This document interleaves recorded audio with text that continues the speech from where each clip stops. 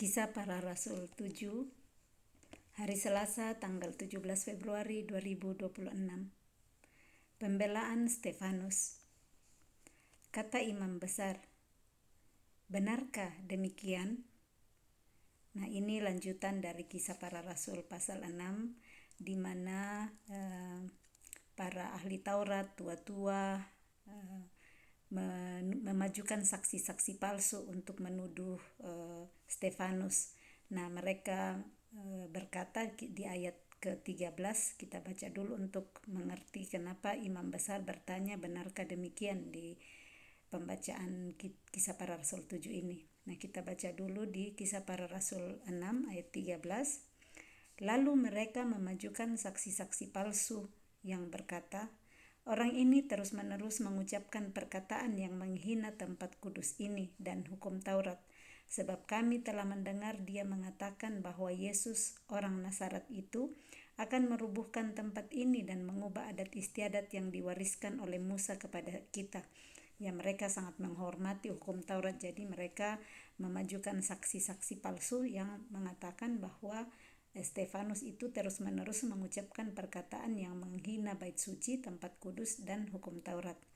Nah, di sini dikatakan ya di ayat 15, semua orang yang duduk dalam sidang mahkamah itu menatap Stefanus, lalu mereka melihat muka Stefanus sama seperti muka seorang malaikat.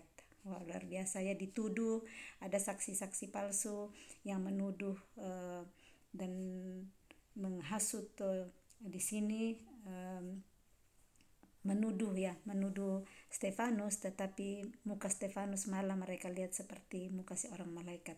Nah, ini kelanjutan dari Kisah Para Rasul 6 masuk di Kisah Para Rasul 7, ada pembelaan dari Stefanus atas tuduhan-tuduhan yang disampaikan kepadanya. Nah, ditanya oleh imam besar, benarkah demikian? Nah, jawab Stefanus. Mulailah Stefanus menjawab dari situ. Ayat 2, jawab Stefanus, hai saudara-saudara dan bapak-bapak, dengarkanlah.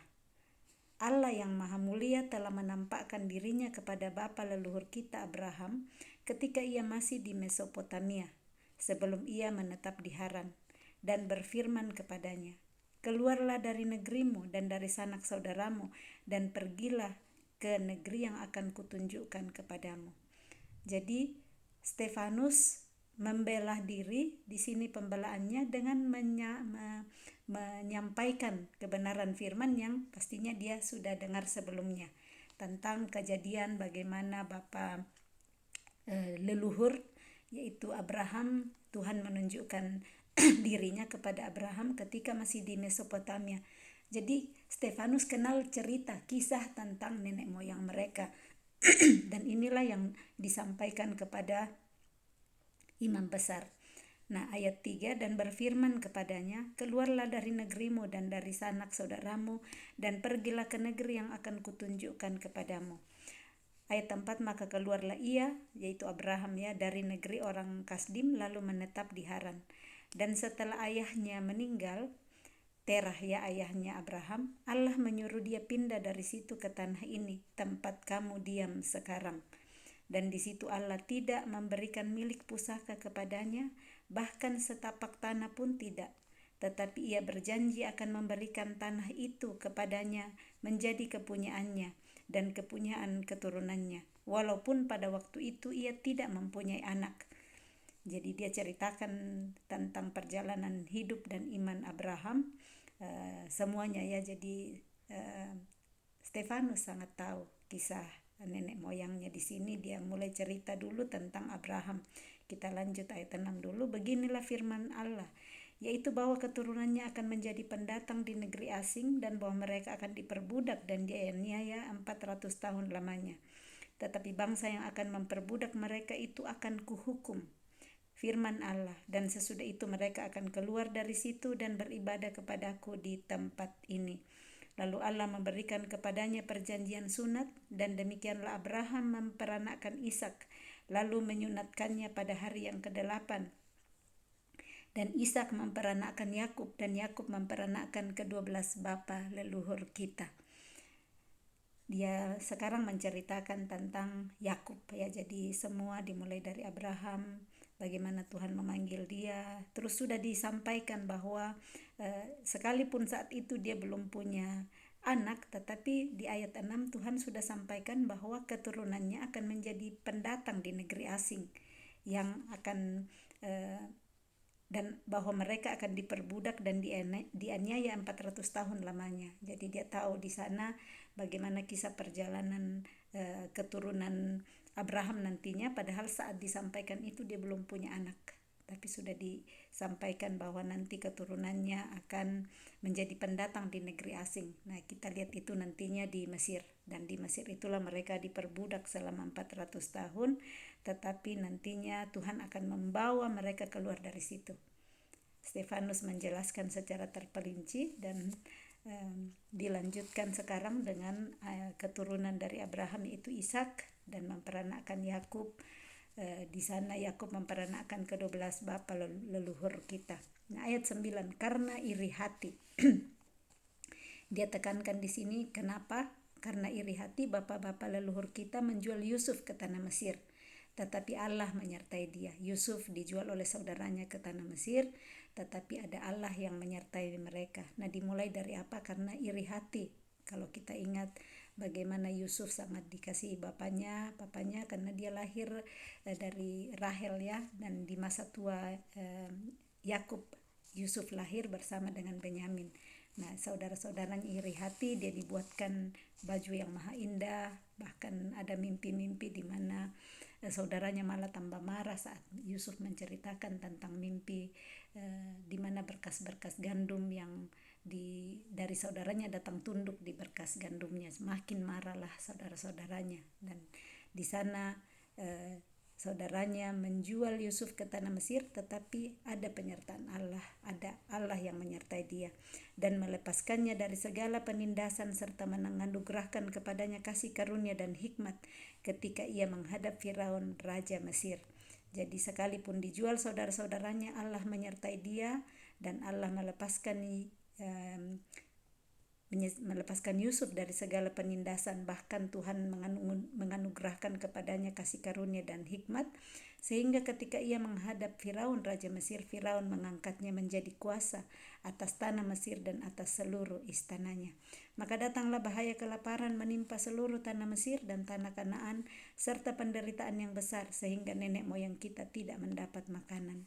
Dia rangkum ini kisah tentang Yusuf, kisah tentang Abraham, tentang Yakub, dan itu baru sampai di ayat 11. Nah, kita masuk ke ayat 12. Tetapi ketika Yakub mendengar bahwa di tanah Mesir ada gandum, ia menyuruh nenek moyang kita ke sana. Itulah kunjungan mereka yang pertama.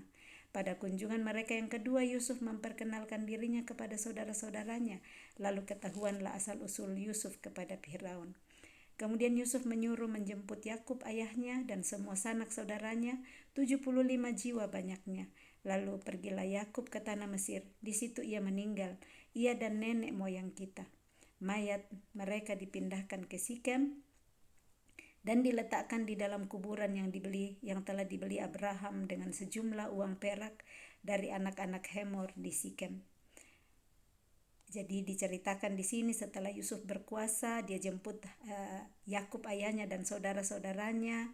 Awalnya cuma 75 jiwa banyaknya, dibawa ke tanah Mesir, dan nantinya mereka berkembang sangat banyak. Di sini Yakub meninggal, dan nantinya kita akan lihat bagaimana Yusuf juga meninggal, sehingga raja yang menggantikan Firaun tidak mengenal Yusuf lagi, dan disinilah nanti muncul perbudakan. Semua ditahu Stefanus. Kalau kita lihat ya, kalau kita sekarang yang membaca firman Tuhan, apakah kita tahu juga urutan-urutan semua dirangkumkan oleh Stefanus di sini tentang Taurat. Kita lanjut dulu ayat 17. Tetapi makin dekat genapnya janji yang diberikan Allah kepada Abraham, makin bertambah banyaklah bangsa itu di Mesir. Ya, jadi awalnya 75 jiwa pergi ke Mesir, sekarang tambah banyak. Sampai bangkit seorang raja lain yang memerintah tanah Mesir, seorang yang tidak mengenal Yusuf. Raja itu mempergunakan tipu daya terhadap bangsa kita dan menganiaya nenek moyang kita, serta menyuruh membuang bayi mereka supaya bangsa kita itu jangan berkembang. Nah, jadi raja yang menggantikan Firaun yang tidak kenal lagi Yusuf setelah itu melihat cepatnya berkembangnya ini bangsa Israel, sehingga mereka punya cara dengan membunuh bayi laki-laki yang lahir supaya tidak berkembang. Nah, ayat 20, pada waktu itulah Musa lahir dan ia elok di mata Allah. Kita ingat kisah kelahiran Musa ya, disembunyikan oleh ibunya supaya tidak dibunuh, dan 3 bulan lamanya ia diasuh di rumah ayahnya. Lalu ia dibuang, tetapi putri Firaun memungutnya dan menyuruh mengasuhnya seperti anaknya sendiri. Dan Musa dididik dalam segala hikmat orang Mesir, dan ia berkuasa dalam perkataan dan perbuatannya. Dia diselamatkan oleh putri Firaun, diangkat menjadi anak, dan sesudahnya diasuh seperti anaknya sendiri. Ini Musa ya mendapat didikan dalam segala hikmat orang Mesir. Dia berkuasa karena dia adalah anak angkat dari putri Firaun. Nah, ayat 23, pada waktu ia berumur 40 tahun, timbullah keinginan dalam hatinya untuk mengunjungi saudara-saudaranya, yaitu orang-orang Israel. Dia tahu dari mana dia berasal. Nah, umur 40 tahun itu Musa ada keinginan dalam hati untuk berkunjung ke saudara-saudaranya, orang-orang Israel. Ketika itu ia melihat seorang dianiaya dan oleh seorang Mesir. Lalu ia menolong dan membela orang itu dan membunuh orang Mesir itu. Jadi dia tetap mempertahankan menolong orang Israel ya, yang menjadi dia tahu dia berasal dari keturunan Israel. Dia membela orang Israel tetapi membunuh orang Mesir yang sementara dia menganiaya orang Israel ini. Ayat 25, pada sangkanya saudara-saudaranya akan mengerti bahwa Allah memakai dia untuk menyelamatkan mereka, tetapi mereka tidak mengerti. Musa pikir dia akan dilihat saudara-saudaranya bahwa Tuhan memakai dia. Dia sudah merasa Tuhan pakai dia saat itu untuk menyelamatkan mereka, tetapi ternyata belum waktunya. Mereka tidak mengerti. Bahkan pada keesokan harinya ia muncul pula ketika 2 orang Israel sedang berkelahi. Jadi dia mengunjungi lagi orang Israel, tetapi sekarang 2 orang Israel yang berkelahi, bukan lagi orang Mesir salah satunya. Lalu ia berusaha mendamaikan mereka. Katanya, saudara-saudara, bukankah kamu ini bersaudara? Mengapakah kamu saling menganiaya? Tetapi orang yang berbuat salah kepada temannya itu menolak Musa dan berkata, siapakah yang mengangkat engkau menjadi pemimpin dan hakim atas kami? Apakah engkau bermaksud membunuh aku, sama seperti kemarin engkau membunuh orang Mesir itu? Jadi ternyata ada yang lihat waktu dia membunuh orang Mesir. Dan Musa yang pikir bahwa Tuhan pakai dia untuk menyelamatkan bangsanya, tetapi ternyata waktunya belum tiba saat itu ya, hanya pikiran Musa saja, sehingga ini kedua orang Israel yang dia mau bantu untuk tidak saling menganiaya, tetapi malah mereka salah satunya malah mengatakan kepada Musa bahwa apakah kau juga mau membunuh aku sama seperti kemarin engkau membunuh orang Mesir itu? Nah, ayat 29, mendengar perkataan itu larilah Musa dan hidup sebagai pendatang di tanah Midian. Di situ ia memperanakkan 2 orang anak laki-laki. Kalau kita ingat kisahnya ya, Musa jadi takut.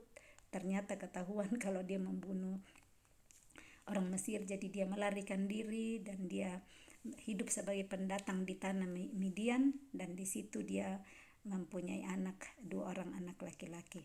Nah, ayat 30, dan sesudah 40 tahun, jadi umur 40 tahun dia pergi mengunjungi saudara-saudaranya, dan sesudah itu dia melarikan diri di usia 40 tahun, dia tinggal 40 tahun di ayat 30, dan sesudah 40 tahun tampaklah kepadanya seorang malaikat di padang gurun Gunung Sinai, di dalam nyala api yang keluar dari semak duri. Kita ingat ya, dia pergi menggembalakan kambing domba mertuanya, Yitro ya kalau nggak salah ingat namanya, dan di situ setelah 40 tahun malaikat Tuhan menjumpai dia. Nah, Musa heran tentang penglihatan itu, dan ketika ia pergi ke situ untuk melihatnya dari dekat, datanglah suara Tuhan kepadanya. Akulah Allah nenek moyangmu, Allah Abraham, Ishak dan Yakub. Maka gemetarlah Musa dan ia tidak berani lagi melihatnya. Lalu firman Allah kepadanya, tanggalkanlah kasutmu dari kakimu, sebab tempat di mana engkau berdiri itu adalah tanah yang kudus. Aku telah memperhatikan dengan sungguh kesengsaraan umatku di tanah Mesir, dan aku telah mendengar keluh kesah mereka, dan aku telah turun untuk melepaskan mereka. Karena itu marilah engkau akan kuutus ke tanah Mesir. Musa ini yang telah mereka tolak dengan mengatakan, siapakah yang mengangkat engkau menjadi pemimpin dan hakim? Dikatakan di sini mereka tolak, padahal cuma satu orang kan yang berkelahi itu yang bilang kepada dia, tetapi membuat dia jadi takut dan melarikan diri. Bukan semua orang Israel. Nah, Musa ini juga telah diutus oleh Allah sebagai pemimpin dan penyelamat oleh malaikat yang telah menampakkan diri kepadanya di semak duri itu.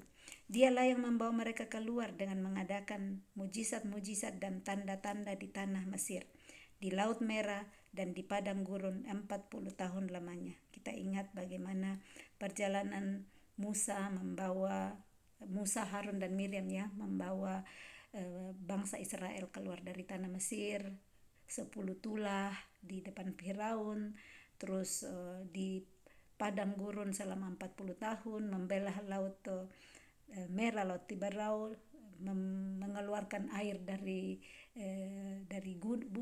gunung batu. Jadi ada banyak hal di situ, tetapi di sini Stefanus tidak menjelaskan semua dengan detail, tapi dia sampaikan semua itu di depan imam besar dan semua orang banyak, Mahkamah Agung yang menyidang dia.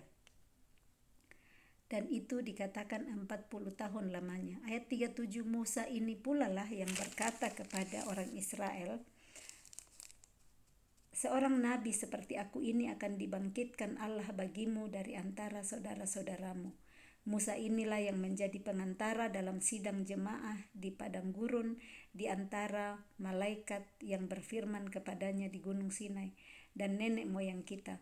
Dan dialah yang menerima firman-firman yang hidup untuk menyampaikannya kepada kamu. Tetapi nenek moyang kita tidak mau taat kepadanya, malahan mereka menolaknya. Dalam hati mereka ingin kembali ke tanah Mesir. Kepada Harun mereka berkata, buatlah untuk kami beberapa Allah yang akan berjalan di depan kami. Sebab Musa ini yang telah memimpin kami keluar dari tanah Mesir, kami tidak tahu apa yang telah terjadi dengan dia. Ini waktu Musa naik 40 hari 40 malam di Gunung Sinai bertemu dengan Tuhan, dan orang-orang Israel yang tinggal dengan Harun, mereka pikir Musa tidak kembali. Mereka tidak tahu apa yang terjadi dengan Musa, jadi minta kepada Harun untuk dibuatkan ilah lain nih seperti ini. Mereka bilang buatlah untuk kami beberapa Allah. Nah, ini Harun mengikuti mereka, kumpulin semua emas-emasnya, dan pada waktu itu mereka membuat sebuah anak lembu dari emas dan mempersembahkan persembahan kepada berhala itu, dan mereka bersuka cita tentang apa yang dibuat sendiri oleh mereka. Maka berpalinglah Allah dari mereka dan membiarkan mereka beribadah kepada bala tentara langit. Jadi Tuhan di sana berpaling saat mereka membuat Allah lain dan mereka sembah. Saya lanjut ayat 42. Seperti yang tertulis dalam kitab nabi-nabi, apakah kamu mempersembahkan kepadaku korban sembelihan dan persembahan selama 40 tahun di padang gurun itu, hai kaum Israel? Tidak pernah, malahan kamu mengusung kemah Molok dan bintang dewa Refan, patung-patung yang kamu buat itu untuk disembah. Maka aku akan membawa kamu ke dalam pembuangan sampai di seberang sana Babel. Kemah kesaksian ada pada nenek moyang kita di padang gurun, seperti yang diperintahkan Allah kepada Musa untuk membuatnya menurut contoh yang telah dilihatnya. Kemah itu yang diterima nenek moyang kita dan yang dengan pimpinan Yosua dibawa masuk ke tanah ini, yaitu waktu tanah ini direbut dari bangsa-bangsa lain yang dihalau Allah dari depan nenek moyang kita. Demikianlah sampai kepada zaman Daud. Daud telah mendapat kasih karunia di hadapan Allah, dan ia memohon supaya ia diperkenankan untuk mendirikan suatu tempat kediaman bagi Allah Yakub. Tetapi Salomo lah yang mendirikan sebuah rumah untuk Allah. Wow, ini Stefanus menjelaskan semua, merangkum semua kitab Taurat, perjalanan hidup orang Israel setelah keluar dari Mesir. Musa yang dipilih Tuhan untuk memimpin. Nah, sesudahnya nanti masuk Yosua yang membawa masuk ke tanah Kanaan. Terus sekarang tentang Daud. Ayat 48, tetapi yang maha tinggi tidak diam di dalam apa yang dibuat oleh tangan manusia, seperti yang dikatakan oleh Nabi. Langit adalah tahtaku dan bumi adalah tumpuan kakiku. Rumah apakah yang akan kamu dirikan bagiku? Demikian firman Tuhan. Tempat apakah yang akan menjadi perhentianku? Bukankah tanganku sendiri yang membuat semuanya ini? Hai orang-orang yang keras kepala dan yang tidak bersunat hati dan telinga, kamu selalu menentang Roh Kudus sama seperti nenek moyangmu. Demikian juga kamu. Siapakah dari nabi-nabi yang tidak dianiaya oleh nenek moyangmu? Bahkan mereka membunuh orang-orang yang lebih dahulu memberitakan tentang kedatangan orang benar, yaitu Kristus. Ya, orang benar ini Kristus yang sekarang telah kamu hianati dan kamu bunuh. Kamu telah menerima hukum Taurat yang disampaikan oleh malaikat-malaikat, akan tetapi kamu tidak menurutinya. Begitu beraninya Stefanus membela di sini dengan menceritakan semua kisah perjalanan hidup bangsa Israel, dan mulai dari Abraham sampai kepada mereka saat itu. Nah, jadi ini hanya karena kuasa Roh Kudus yang memenuhi Stefanus sehingga dia merangkumkan semua kitab Taurat. Tidak ada satupun yang dia rangkumkan ya dengan singkat, karena kalau dia mau cerita sampai detail, tapi luar biasa hikmat Tuhan yang ada pada Stefanus yang menjelaskan semua perjalanan hidup nenek moyang bangsa Israel. Dan di sini dikatakan yang terakhir ya, siapakah dari nabi-nabi yang tidak dianiaya oleh nenek moyangmu?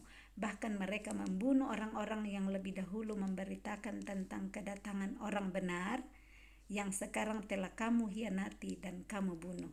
Ya, orang benar yang tadi adalah Kristus. Dan kamu telah menerima hukum Taurat yang disampaikan oleh malaikat-malaikat, akan tetapi kamu tidak menurutinya. Stefanus menyatakan kebenaran bahwa mereka terima hukum Taurat, tetapi mereka sendiri tidak menurutinya. Nah, Stefanus setelah melakukan pembelaan ini, Stefanus dibunuh, Saulus hadir. Ketika anggota-anggota mahkamah agama itu mendengar semuanya itu, sangat tertusuk hati mereka. Mereka tahu itu kebenaran dan hati mereka tertusuk. Tetapi apa yang mereka lakukan? Maka mereka menyambutnya dengan gertakan gigi. Daripada berkata ia benar sekali semua yang dikatakan oleh Stefanus, tertusuk hati mereka akan kebenaran itu, tetapi mereka malah menyambutnya dengan gertakan gigi. Gertakan gigi marah ya di sini. Ayat 55, tetapi Stefanus yang penuh dengan Roh Kudus. Stefanus dipenuhi Roh Kudus, dia tidak gemetar, digertak, menatap ke langit, lalu melihat kemuliaan Allah dan Yesus berdiri di sebelah kanan Allah. Dia menatap ke langit, dia melihat kemuliaan Allah, bahkan melihat Yesus berdiri di sebelah kanan Allah. Dia tidak takut kepada gertakan manusia, dia lebih takut kepada Tuhan. Dia menyatakan semua kebenaran tentang Tuhan dia sudah saksikan, dan ini membuat marah anggota-anggota mahkamah agama itu. Ayat 56, lalu katanya, sungguh aku melihat langit terbuka dan anak manusia berdiri di sebelah kanan Allah. Dia menyatakan kesaksian apa yang dia lihat. Dia melihat langit terbuka, dia melihat anak manusia itu Yesus berdiri di sebelah kanan Allah. Ayat 57, maka berteriak-teriaklah mereka sambil menutup telinga serentak menyerbu dia. Saking marahnya ya, histeris ini orang, berteriak-teriak menutup telinga mereka menyerbu Stefanus. Mereka menyeret dia keluar kota lalu melemparinya. Dan saksi-saksi meletakkan jubah mereka di depan kaki seorang muda yang bernama Saulus. Nah, ini kita perhatikan ada nama Saulus di sini.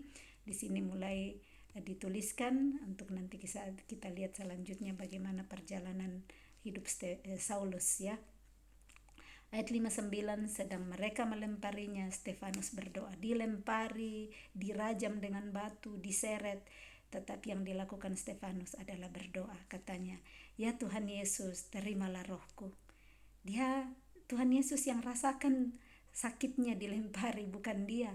Dia berserah kepada Tuhan Yesus. Ya Tuhan Yesus, terimalah rohku. Sambil berlutut ia berseru dengan suara nyaring, Tuhan, janganlah tanggungkan dosa ini kepada mereka. Dan dengan perkataan itu meninggallah ia. Dia tidak berdoa kepada Tuhan Yesus, Tuhan Yesus balaskan ini semua orang-orang yang melempari saya, tetapi dia hanya berdoa, ya Tuhan Yesus, terimalah rohku dan janganlah tanggungkan dosa ini kepada mereka.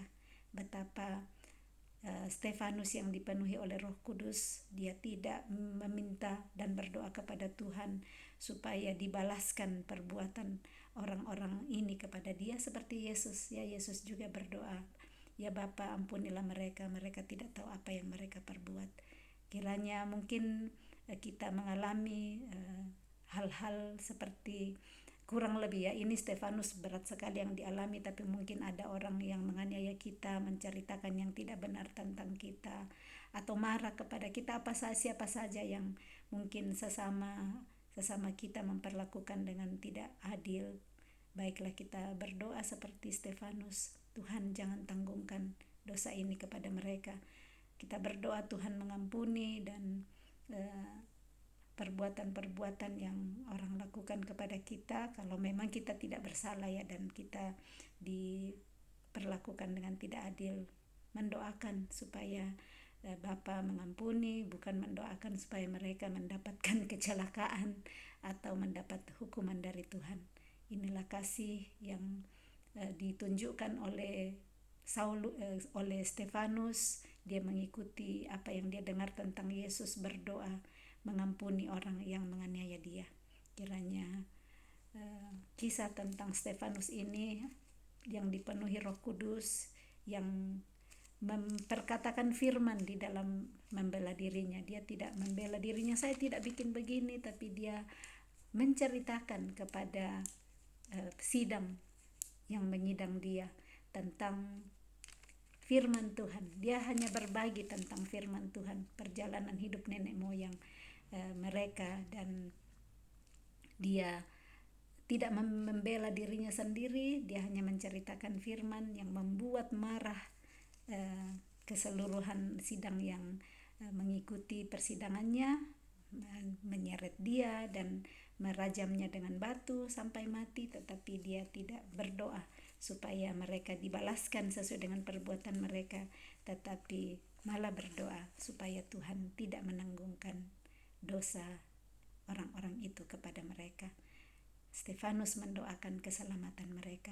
Sekiranya kita terus berdoa juga, mendoakan keselamatan orang-orang yang mungkin menganiaya kita, yang berbuat jahat kepada kita, dan kita terus berjalan melakukan perintah Tuhan.